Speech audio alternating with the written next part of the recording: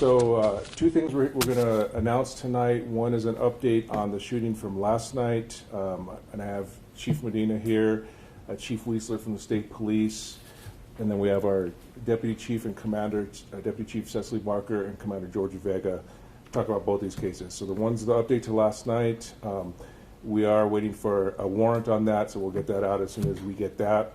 And then the other one is the arrests related to Froylan Villegas from the shooting from earlier this month. And starting with that, I do want to read something from the mayor for the record. The chief and I personally talked with Froylan's family about our commitment to track down and jail those responsible for this terrible act. We also asked everyone in our city to help, and today APD demonstrated what they have over the last year. If you commit a homicide in our town, we will find you, arrest you, demand full justice for victims in our community. So Chief can talk a little bit about that, about them visiting with the family, but we do want to announce these arrests tonight. And with that, I'll turn it over to Chief Medina. Thank you everybody for being here. We just wanted to announce that we have made 2 arrests in the homicide that I think affected the entire city. Jose Romero and Nathan Gurley have been arrested. They're in the process of being interviewed, and I believe one of them was going to be checked for his back was had some kind of back pain or something. Probably didn't want to go to jail, more than likely. So as soon as these individuals clear, they will be attempted to be interviewed by officers, and we'll take them out to the detention center. First of all, I want to thank Detective Small from the Albuquerque Police Department. 2 weeks ago, 1 day ago, when this incident occurred, I contacted Commander Vega at the scene, and he assured me that he had a top-level team. I think our homicide team has shown time and time again that there's almost nothing they can't solve when they have the time and they put the effort into it. And he assured me that to give them a couple weeks, and sure enough, a couple weeks and 1 day later, they were able to take these individuals into custody. I also want to thank our investigative support unit. They have been looking for these individuals nonstop. We had an idea of who they could be early on in the investigation, and the reason that came to be is the city of Albuquerque was great. We had so many Crime Stopper tips after that initial announcement. Anybody who knew an individual who possibly could be driving a car like that was horrified by the magnitude of violence that could occur. Unfortunately, what we've learned is this was not a road rage incident. Initially we get information, and that information sometimes changes during the course of investigation. This was a case of mistaken identity. The individuals who were arrested were involved in a dispute with others at Isotope Stadium. The individuals that they were involved in a dispute with drove a white 4-door Dodge pickup truck. And we will release photos at a certain point in time showing the victim's truck actually driving by the intended victim's truck. And it is our belief that these cowards mixed up the 2 vehicles and shot into the wrong vehicle, taking the life of a young man. Our detectives have been working on this case for several days. There has been numerous warrants that have been requested. Mr. Romero was taken into custody in front of an Allsups in the city of Albuquerque. I didn't get the exact Allsups. He was armed at the time, and we are processing that scene. A second male was taken into custody also with him. That individual was also armed, and Mr. Gurley was taken into custody I think the 13th of September, and State Police Chief will talk a little bit about that, but that individual was coming back towards the state of New Mexico, and that individual was actually in custody. And I think it shows time and time again that sometimes we don't have all the pieces of the puzzle, but eventually we're able to use our partnerships and our communications with other agencies to help further our investigations. Kind of like the best way I could explain that is like the Sheriff's Department when they had pulled over a car during the political shootings. A gun had sat in, evidence was tagged in there that nobody knew what its relationship was to any of those crimes. And then a short time later, a great traffic stop leads us to evidence that helps us push a case forward, and I'll let the chief talk about that. But like I said, a lot of thank yous. One about a year and a half ago, I reached out to Commander Vega to come out of retirement. Since that time, our homicide team has a 94.5% clearance rate last year. This year they're close to 90%. And this year we're looking at about a 20% reduction in crime, in homicides. They're doing great work, over 200 individuals arrested. And I couldn't thank Commander Vega enough for his leadership and his hard work in making sure that he pushes those detectives to do everything they can day in and day out to bring justice to families. To the families impacted, we had one young man who lost his life. We had a woman in her early 20s whose life has changed forever. Our hearts still go out to both of you. Our deepest condolences, and we hope that we could get this case to the point where we get a strong conviction and that these individuals serve the rest of their life in prison. We're also looking, I've already spoken to the United States Attorney, if there's any way that we could get a federal hook into any of these individuals, we will make sure that federally we charge them and that they face consequences in every court possible for their actions and the way that they've changed a family forever. With that, Troy.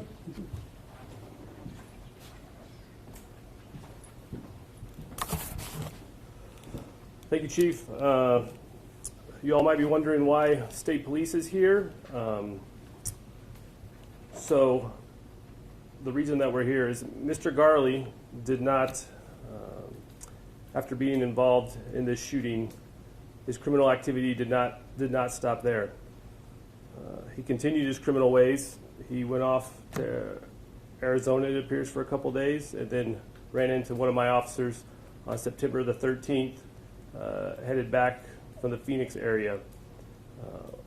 One of my officers in the Grants area conducted a traffic stop. His training experience, he could tell that there was something else going on besides just a traffic stop. He investigated further, conducted a search of the vehicle, and located approximately 22 pounds of fentanyl pills, approximately 100,000 fentanyl tablets. That officer, he's a task force officer with the Homeland Security Investigations, who we work a lot of these smuggling type cases with. He contacted Homeland Security Investigations to come out and assist with the investigation. Over the course of them assisting with the investigation, it was adopted for federal prosecution, and then further investigation by Homeland Security investigators determined through searches of the phones of the two occupants. There was a female with him, with Mr. Garley as well. Through the search of their phones, was able to determine that they had been involved and had relations to individuals that were involved in this shooting, at which time Homeland Security Investigations reached out to APD and shared that information so that we could bring this case to a close. I want to point out, so not only did Mr. Garley murder an 11-year-old and paralyze another individual and then flee the state after that cowardly act, he then, when he decides to come back, brings 100,000 fentanyl tablets of poison back, intended to come back to this community. Very likely could have killed somebody else if he would have been allowed to do so. I think it's critically important that we emphasize that. Obviously, there's no shame, no deterrent by what had happened before. He continued his criminal ways. We saw from the other two individuals that were apprehended tonight. They were apparently still involved in criminal activity. The entire situation and the ongoing disregard for the safety of other individuals is disgusting. Makes me sick to my stomach. I appreciate APD. They did the bulk of the effort in this, but this is the kind of joint collaboration, why it's so important that agencies work together. A lot of times we each have a piece of the puzzle, and we can't see the entire thing until we put all the pieces together. That's why it's imperative that we work together, that we work with our partners at APD, that we work with our partners at Homeland Security Investigation and all the other agencies in the area, so that we can bring cases like this to a swift conclusion and hope to prevent further victims from suffering. That's all I have, Chief.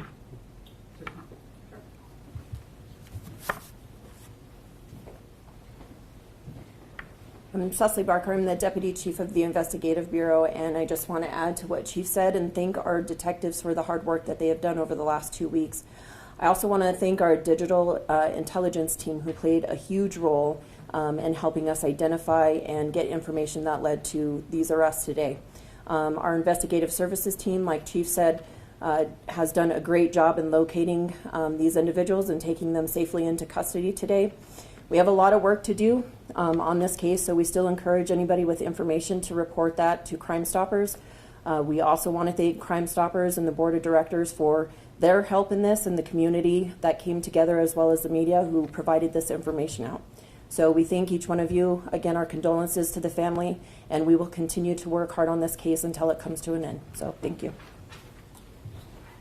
Just a little bit of clarification on how this unfolded. So the mistaken identity happened because the individuals who perpetrated this murder were targeting a white Dodge pickup truck.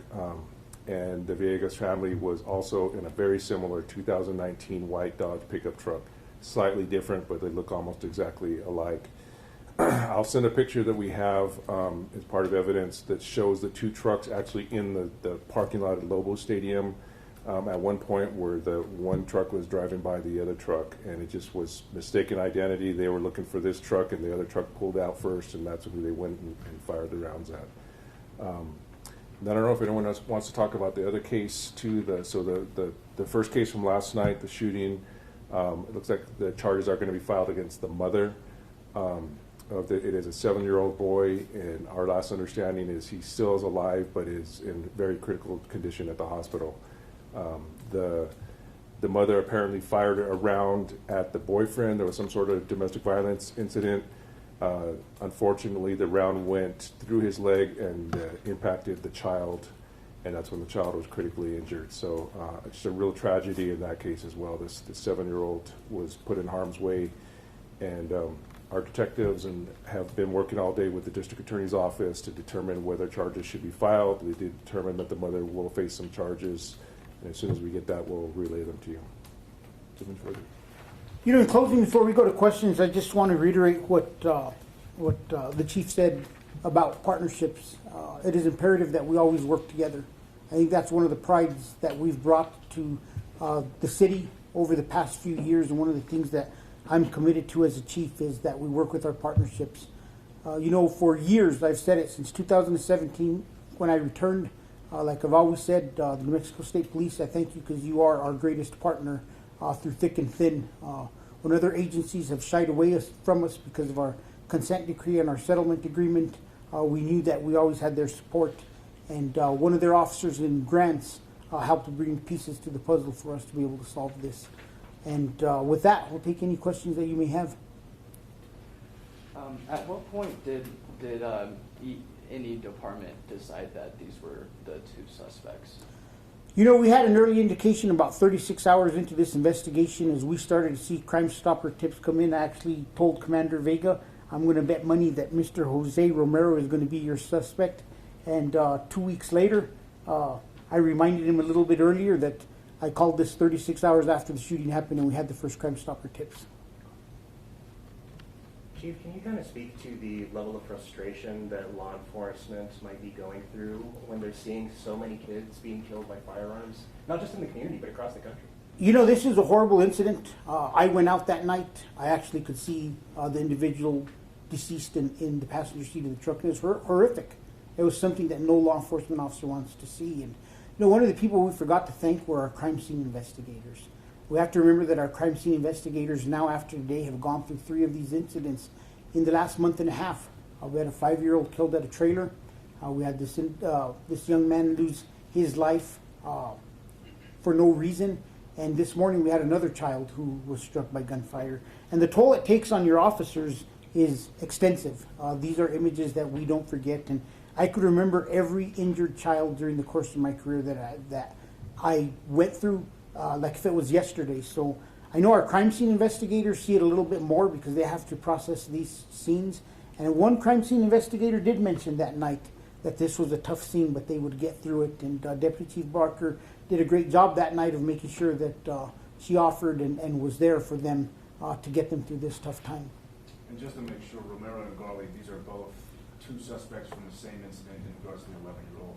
Yes. Got it. And then Garley was arrested later on near Grants? Yes, sir, on I-40. Okay. Grants, yes, sir. Do we know why he was coming, how and why he was coming back from Arizona with this 100,000 pills of fentanyl? So some of the details of that, the feds are still, us and and Homeland Security Investigations still doing some follow-up on that, but it appears, at least from the information I have right now, is that him and possibly some other individuals went to the Phoenix area shortly after the shooting, dumped some phones that they had, got new phones, and then this is, I don't remember what day of the shooting was, this 5-6 days later. After about 4 or 5 days, they decided to come back. Mr. Garley, I believe, had one of the things that our officer noticed, besides their stories just not making sense of why they had been in the Phoenix area.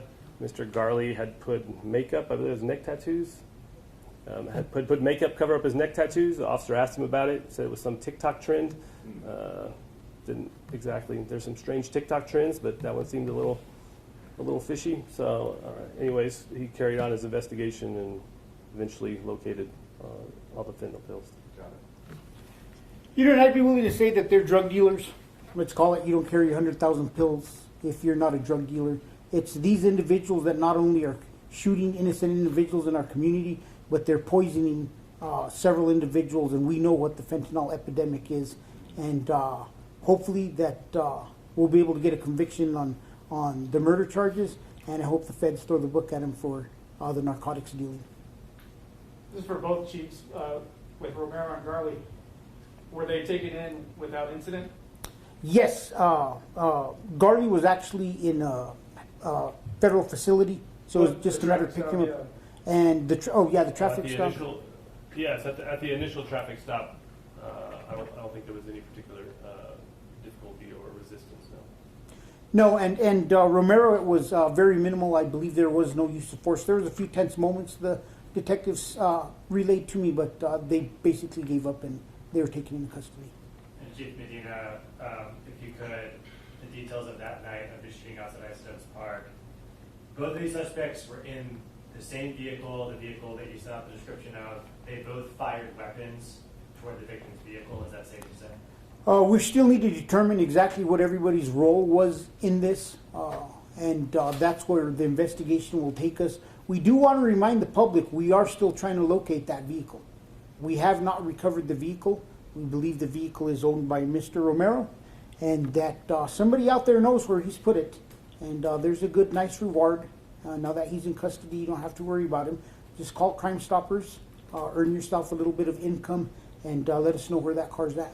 So they are suspects in the boy's death, but can you confirm that they were both in the vehicle, whether or not they both fired? Yes, we both believe they were in the vehicle, and as it charges now, they're both being charged with conspiracy to commit murder.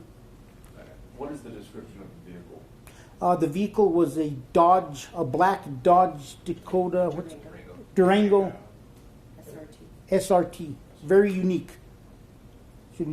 Is there a possibility it's changed? It's a possibility the vehicle may be white at this point.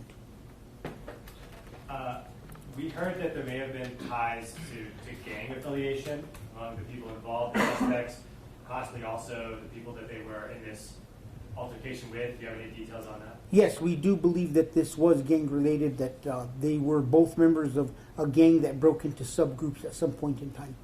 So subgroups of a gang on opposite sides of this, and they were arguing, was it a There's some fight? kind of argument, we don't have the exact details. We know there's some kind of altercation that led to this. And that was inside Isotopes Park. Inside at Isotope, at the baseball game. And I believe you said this, forgive me, the Romero arrest was today. Yes, Romero was just taken into custody about 3 minutes before this press release. We were just waiting for warrants to be signed.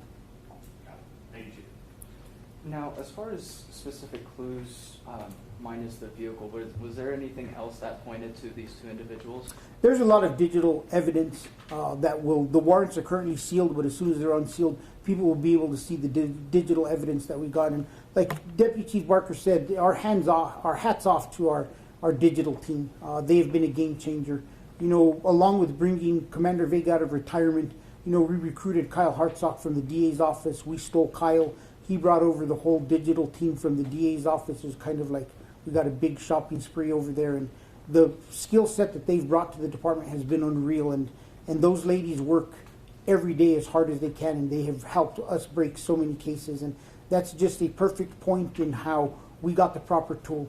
We brought in professional staff. We didn't need sworn officers doing this, and they do a better job than us sworn officers ever did at breaking into digital products and getting us digital evidence. When was Romero taken into custody? Just probably honestly 5 minutes before this press release got out, 3 to 5 minutes before. But where somewhere in Albuquerque, I just know it was in front of Allsups is what I was told. Got it. The question I have is that, I mean, this kid, well, not a kid, but young adult, is 22 years old. He has a fancy car. He's trafficking drugs with his partners. I mean, that's a lot of illegal drugs and money flowing in. And then we're having these mistaken identities. How difficult is that for the policing to keep that in control? You know, the most difficult part is generally drug dealers don't stay in jail. It's unfortunate that a lot of times that's not something that's considered the person's a danger to our community. You saw me tweet it last week. I'm still waiting to find out if any of those 6 get held in custody. Unfortunately, Mr. Romero did have a felony warrant out for his arrest, and it was related to narcotics dealings. So I'm not sure if it was a warrant from some kind of preliminary hearing or grand jury indictment, or an arrest warrant, or if he failed to appear in court. Do you know, George? I believe it's a failure to appear. Failure to appear in court. And once again, you know, we'll just, you know, jump on that bandwagon that there are people who are being released in this community out of custody that shouldn't be. And it's not about blaming the judges. They're following the guidelines that were set by the state legislature. You know, every time I go to Santa Fe, I see people work so hard to create these big, huge omnibus bills that are all watered down and really have no effect. But they get their names in the paper. And just to confirm, you said Romero had a felony warrant at the time? Yes. Okay. And did Garley, did he have any form of record, any criminal record? I don't have that information with me now. Do you, Troy? No, I don't have that information. In regards to the shooting involving the 7-year-old and the mother shooting the gun in that domestic dispute, do we have a status on the husband or the male that was involved? I believe the male was going to be booked for domestic violence. Did that confirm? Nope, not right now. Not right now. Still really early. We still got a lot of work to do on that investigation. Got it. I don't think they've even approved warrants, so it's very complicated, and we're going to need some time on that one. We'll take one more question, and then we're going to call it. On this domestic violence case, any idea about what led up to the shooting and where it occurred, inside a house versus outside? You know, I think all of us have been briefing on this all day. We've been working on this particular case all day. We were hoping to be having this press conference around noon today, but it got pushed all the way till now. And I don't think we've gotten a great update on exactly what's occurred out there. All right. Thank you, guys. Have a good evening. Good night.